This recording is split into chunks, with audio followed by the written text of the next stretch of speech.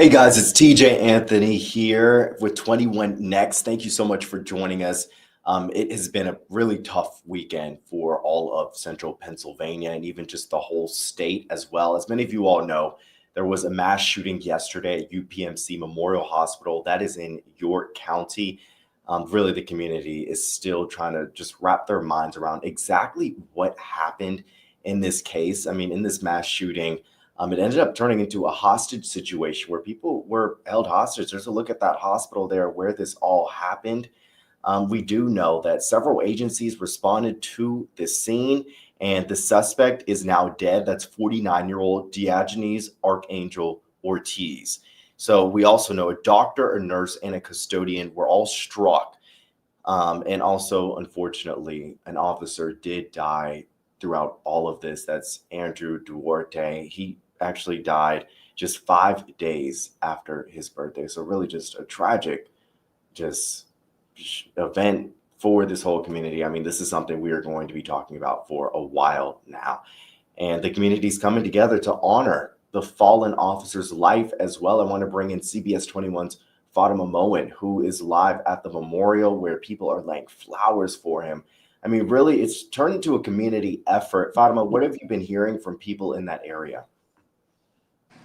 Hi, TJ. That's right. I mean, I'm in front of that memorial, and I really just want you to take a glance at just how many flowers have piled up. I mean, the amount of people coming out, sharing their thoughts, their prayers, coming out, giving a moment of silence has just been a countless. Within this entire day, I've been here since 1 p.m. and just there were a couple of flowers I want to say spread out, but in that amount of time, so much is built. I mean, from a single flower to bouquets. I mean, we've got candles out here as well. I'm gonna flip the camera so you can take a look at it better.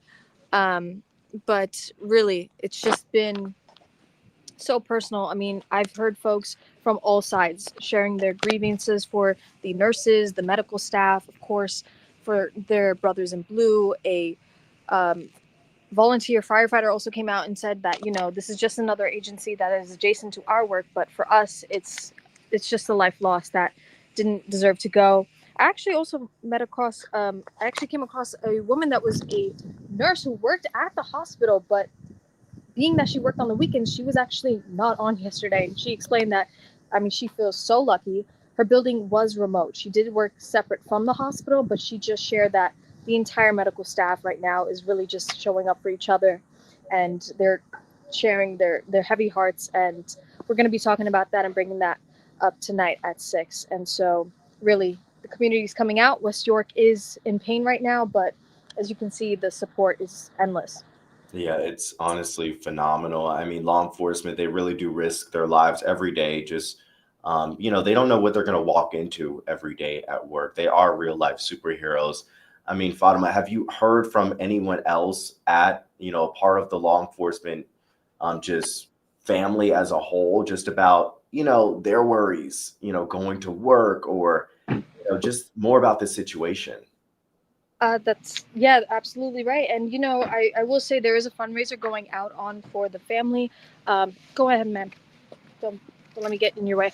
And so I will say, TJ, this actually hits home for me. I mean, I have a brother in the force, and just hearing the news of this coming out, I know my entire family has been shaken up, and he's an officer out in New York. But I know that the community has the same sentiments. I mean, right now, so many people are coming out and sharing how that this was just a man that put himself out on the line. He actually went towards the action, and he it just goes to show his character and who he was going in.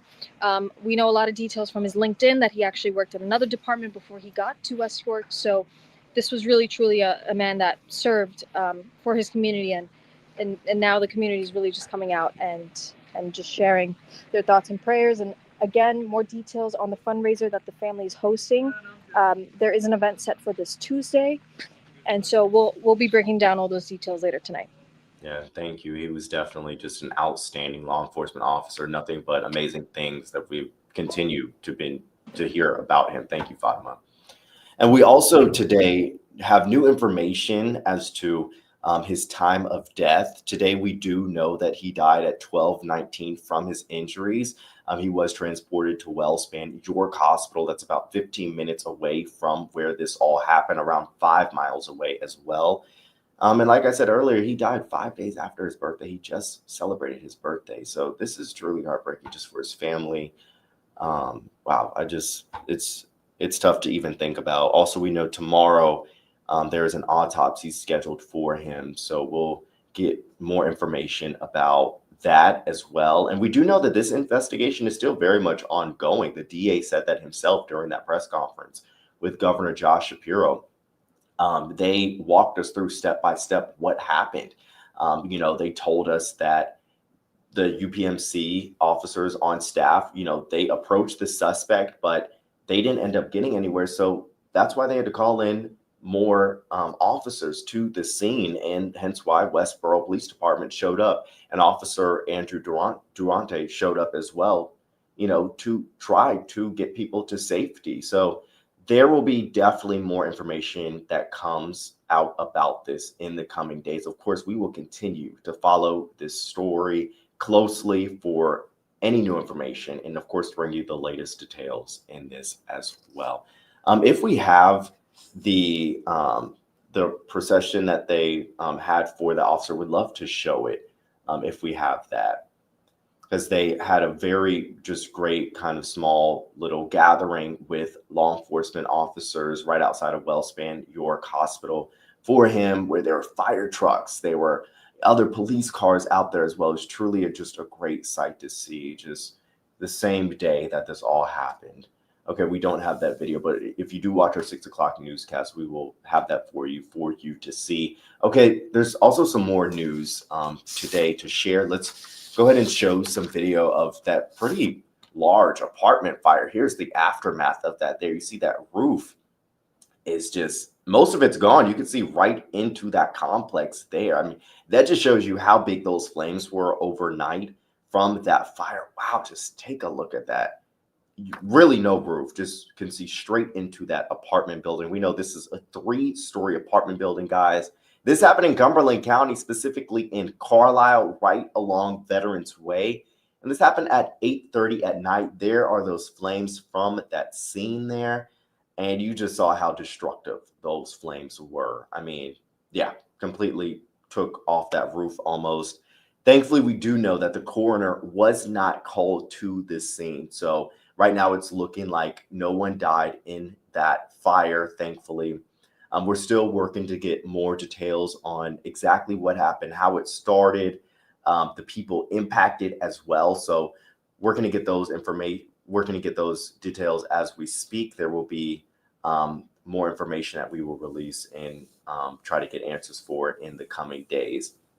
But of course, the big story, the one that everyone is talking about across the country, is what happened yesterday, UPMC Memorial Hospital, with that mass shooting event. Of course, like I said, we will continue to stay on top of that as well. Thank you guys for joining us on CBS 21 Next.